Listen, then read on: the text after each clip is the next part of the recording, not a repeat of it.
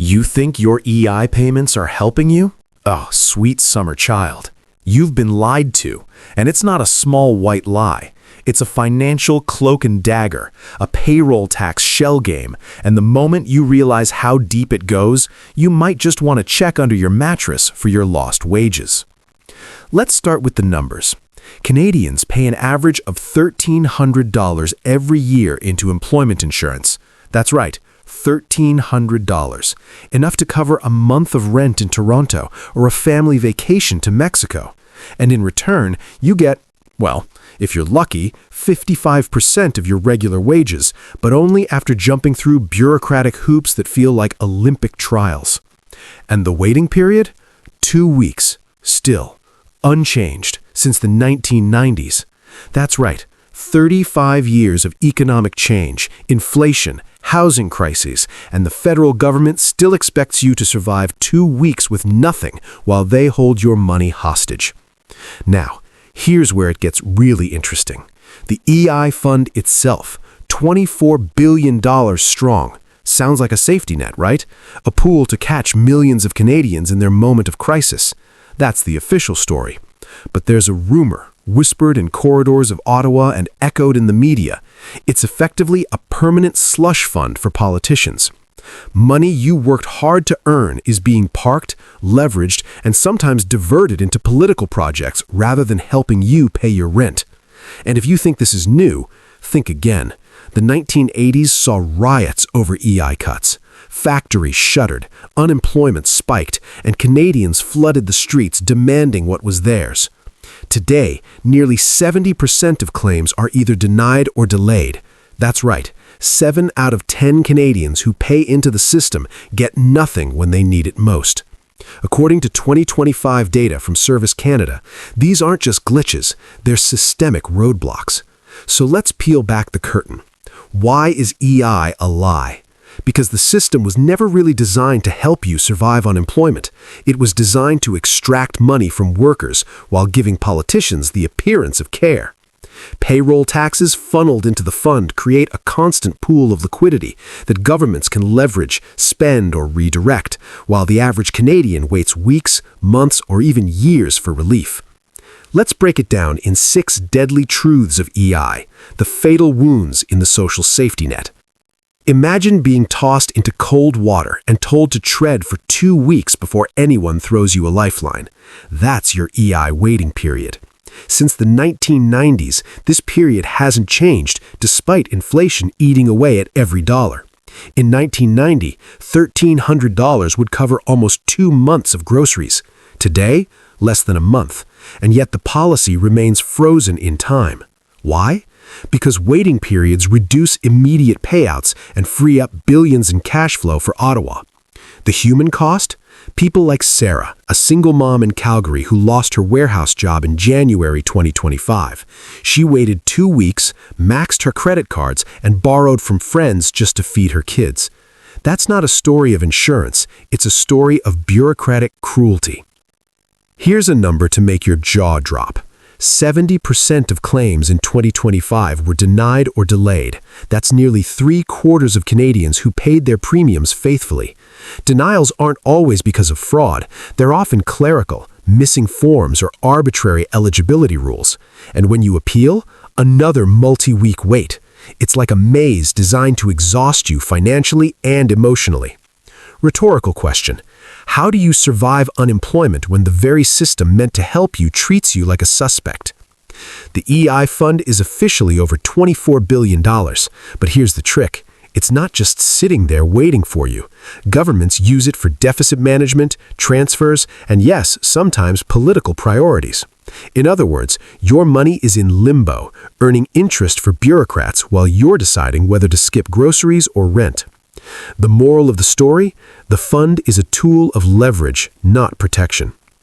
Canadians pay $1,300 a year on average, but wages haven't kept pace with inflation. In certain sectors, EI payouts hover at 55% of prior earnings. In real terms, your insurance covers less and less each year. A 2025 Canadian bank report highlighted that low-income workers effectively subsidize middle and upper-income claimants, except that the system denies them first. Your premium buys a chance at help, not guaranteed relief. Back in the 1980s, EI riots weren't a fringe protest, they were national crises. Factories, farms, and small towns erupted when benefits lagged wages, cuts came without warning, or bureaucracy failed en masse. Today's denials echo the same mistakes, yet policymakers talk about reform while leaving the fundamental problem untouched. Lesson? History repeats when you ignore it. Here's the kicker. Payroll taxes are effectively earmarked for you, but governments treat them like discretionary revenue. The liberal slush fund narrative isn't just clickbait, it's rooted in the political use of EI for public projects, transfers, and election spending. Your contributions are a steady, predictable income stream for the federal government. You, meanwhile, are left navigating a labyrinth to access a fraction of what you paid in. EI was sold as a safety net. Reality? It's a trapdoor. Premiums high, payouts low, waiting periods unchanged, claims denied. Yet Canadians continue to pay, trusting that when the moment comes, the system will work. It doesn't. And each denied claim, each delayed check reinforces the idea that the system values the fund's balance sheet more than the lives depending on it. Now, let's pause. Imagine the scale. $1,300 per worker multiplied by 15 million contributors. That's $19.5 billion flowing into the system yearly. And yet, tens of thousands struggle every month just to cover rent and groceries while the fund sits healthy, untouched, or diverted. That's the arithmetic of deception. Oh, you think that's the worst part? Here's where it gets darker. The political narrative. Every government claims reform, promises transparency, but little changes. Canadians keep paying, believing in a safety net that is, in practice, a mirage. Meanwhile, the fund becomes a political plaything. At this point, you might ask, is there a way out? There is. Awareness is step one. Questioning policy, demanding audits, leveraging advocacy groups, all small ripples, but ripples can become waves. And while EI will never fully disappear, Canadians can insist that their premiums actually serve the people who paid them. Let's be clear, the human cost isn't abstract. Thousands of stories exist behind each delayed or denied claim. Single parents skipping meals, young graduates postponing rent, mid-career workers forced to take gig jobs to survive. It's a slow burn of economic stress fueled by a system designed to prioritize fund solvency over human survival. And yet, the fund grows year after year, while Canadians scramble. $24 billion, $19.5 billion annually. Numbers big enough to make you dizzy, but not big enough to guarantee you'll see a dime when disaster strikes.